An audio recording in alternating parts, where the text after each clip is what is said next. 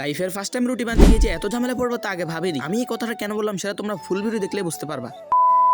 ভাই আজকে হঠাৎ করে আমার মা অনেক অসুস্থ হয়ে পড়েছে, মানে আমার মার অনেক জ্বর এসে পড়েছে। আর আমরা জানি যা জ্বর আসবে তাকে আপনি জোর করে ভাত খাওয়াতে পারবেন না, সে অবশ্যই রুটি খাবে। তো আর কি মায়ের সে রুটি বানানোর জন্য দুই ভাই মিলে কাজে লেগে পড়লাম। ভাই প্রথমত আমি অনেক ফাওয়ার দেখাচ্ছিলাম যে রুটি বানানো এমন আর কি এন তেন, কিন্তু মামা পরে না বুঝলাম ভাবিয়ে করি কাজ করিয়ে ভাবিও না। যাই হোক, এদিক দিয়ে আমি আটা দিয়ে কাই করে রুটি শেপ দিয়ে দিছি, আর অপর দিক দিয়ে আমার ভাই ডিম ভাজি করার জন্য পেঁয়াজ মরিচ কাটাকুটা করতেছি। গাইস আমার ভাইটা বিয়ের আগে সংসারে অনেক কাজ শিখে গেছে। আল্লাহর রহমতে আমার ভাইটার বিয়ের পরে বউ রাত রান্না খাওয়া লাগবে না, নিজেরটা নিজেই করে খেতে পারবে। ভাই এদিক দিয়ে আমার রুটি বানানোর অবস্থা দেখেন, এই তো যেভাবে কাফা সবরকে ঠোকরা টোকরা খেয়ে না, ঠিক তেমনি জানো আমার রুটিটাকে কে যেন খেয়ে নিছে। ভাই এদিক দিয়ে চুলার উপরে থাকা গরম ফাইফিনের মধ্যে এক এক করে রুটিগুলোকে দিয়ে দিলাম। আবার বলছে এই রুটিগুলোকে আপনারা অনেক মনোযোগ দিয়ে দেখেন, হয়তো আপনাদের ঘরের তেনাগুলোর কথা মনে পড়ে যাবে। ভাই নিজের হাতে রুটি খেয়ে নিজে প্রশংসিত যে এত মজা করে যে রুটি বানাতে পারবো তা আগে ভাবি। ভাই এদিক দিয়ে আমার ভাই ডিম খেতে না খেতে একটা পাত মেরে দিচ্ছে, তার এই অবস্থা দেখে আমি হাসতে হাসতে শেষ। যাই হোক, গতকালকার ভিডিও বানাই নাই, তো আজকে হলো পরের দিন। তো আমার মা সেমাই ফিটার তালের ফসকা আমাদেরকে দিয়েছে, তো এগুলো খাওয়া কমপ্লিট করি।